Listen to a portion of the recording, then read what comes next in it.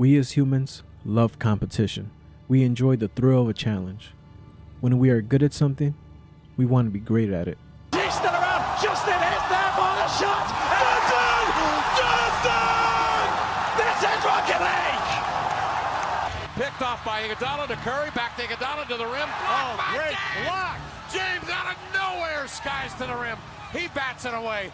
But what's the point of being great at something if no one knows about it? Ever since video games came into the scene in the 80s, people would spend hours at the arcade beating their own high scores along with everyone else's.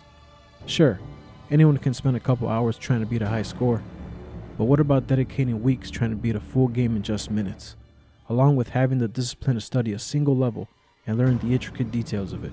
Some may say you're just wasting your time, but others are going to say you're a legend. My God! Cheese, you're a legend! You are a legend, Cheese! This is the art of video game speedrunning. Okay, so what is a speedrun? By definition, it's the act of playing a video game or section of a video game with the goal of completing it as fast as possible. Sometimes glitching is involved when doing this, and there's also some subsections like tool-assisted speedrunning that uses emulation software to slow certain parts of the game down. Now, to casuals or people that aren't familiar with speedrunning culture, this takes practice, and I mean a lot of practice.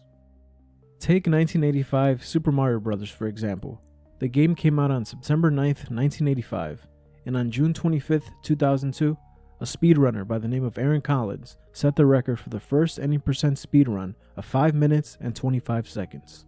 An any percent speedrun is completing the game as soon as possible with no regard for 100%ing the game, like getting all collectibles, etc. 100% speedruns are also a separate section as well. But regardless of the first speedrun, speedrunners are still beating times till this day.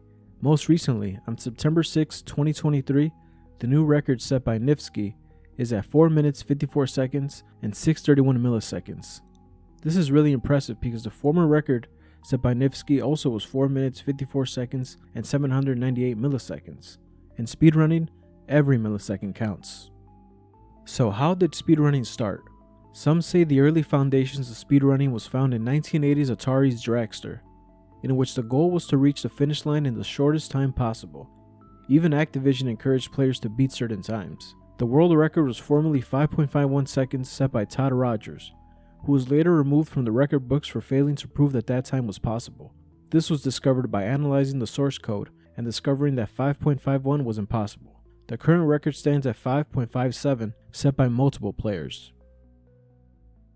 But speedrunning really started to become what it is with the release of Doom and Quake.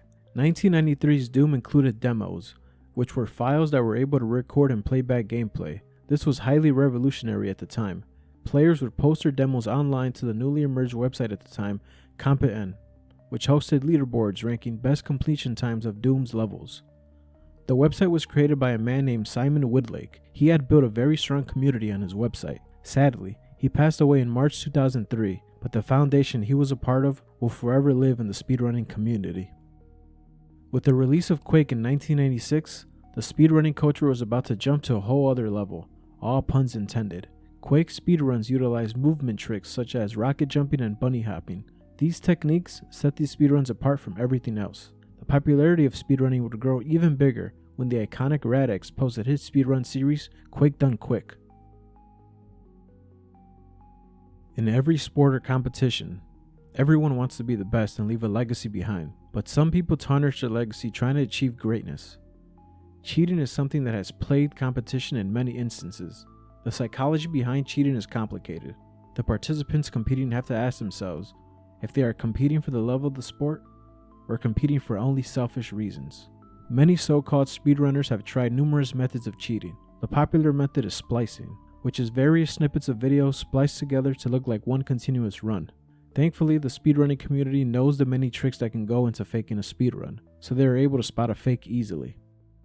Speedrunning has become a global phenomenon, with players from all over the world coming together for competition and gaming.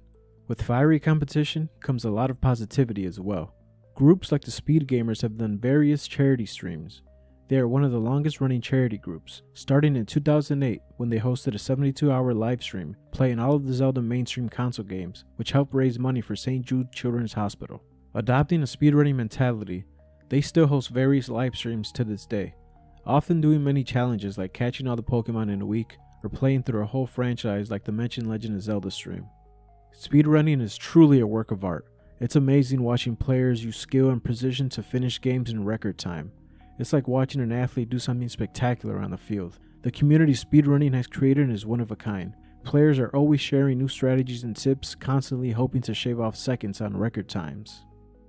Even games like GameCube's Luigi's Mansion, who people thought that the record from Pablo runs at 7 minutes 27 seconds and 900 milliseconds from a few months ago would never be beaten. Until recently, when new out-of-bounds techniques were discovered, caused several speedrunning titans to go back and forth like a boxing match, trying to master the newfound difficult technique. Currently, the top 3 spots on the any percent run are held by Chill Wizard, Mini352, and Joven, with Joven currently holding the top spot with an amazing 5 minutes 14 seconds and 922 milliseconds record. Whether you're a fan of gaming or enjoy competition, speedrunning offers a unique way to experience video games, seeing familiar games in a whole new light, discovering secrets and pushing the boundaries of what's possible to achieve the challenge. Truly takes skill and dedication, but most importantly, takes a love for gaming. This is what truly makes speedrunning a work of art. Thanks for watching.